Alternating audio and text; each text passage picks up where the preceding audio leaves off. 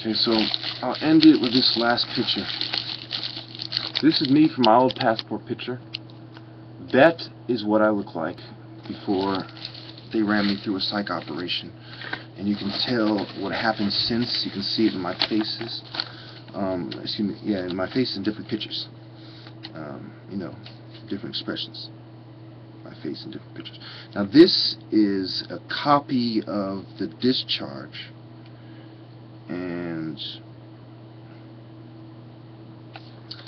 there's several, I tried to take a picture of the copy because I knew they were going to go after the original copy. You can see that, I put arrows on it, not applicable, current psychiatric medications, outpatient treatments, not applicable, and then I'm discharged. And look at the date, 2/27/11, right?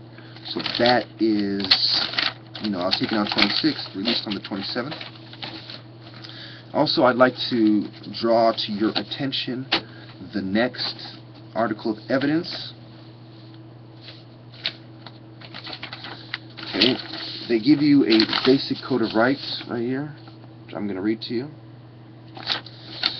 The right to wear one's own clothes, they took my clothes. The right to keep personal possessions, they abused my possessions. The right to keep and spend a reasonable sum of one's money, of canteen expenses, and they didn't make that clear to me. The right to access individual storage space, same thing. They didn't make that clear to me for days until after I was already there. The right to daily visitation. Who's going to visit me when you took away my personal belongings? The right to access to phones, they didn't make that clear to me. The right to access to letter writing materials, including stamps. Insignificant. The right to receive and dispatch unopened correspondence. Yeah, that's a funny one. The right to reasonable access to unit outdoor areas. They didn't give me anything like that until like one of the last days there. The right to not be secluded in a locked room involuntarily. The right not to be restrained by any physical advice. The right to refuse psychotropic medication. Okay. So they violate all those rights, and they give you a superficial grievance. Santa Clara Valley Health Systems Mental Health Department, and the grievance department is actually sleeping with some of the staff there, and they're helping them do it. And you can see it in their face.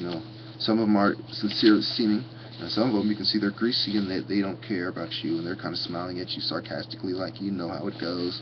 You just go, saying something to you that seems sincere. That the end result is you go along with the system.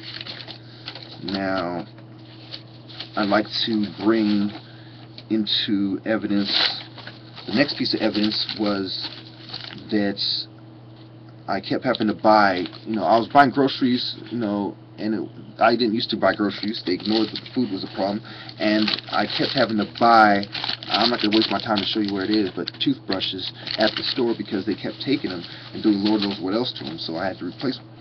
So it says conditions of admission. It says I do not have blah blah. You see the booklets, a bunch of insignificant bullshit. Some more. So you get the general gist of what happened. You see the proofs. You see how they initially said that there was nothing wrong with me because I was coming at them in a way that they were afraid of legal repercussions. But then when they got everything together, they decided it was time to move on me, and that's how they do other patients as well. Thank you.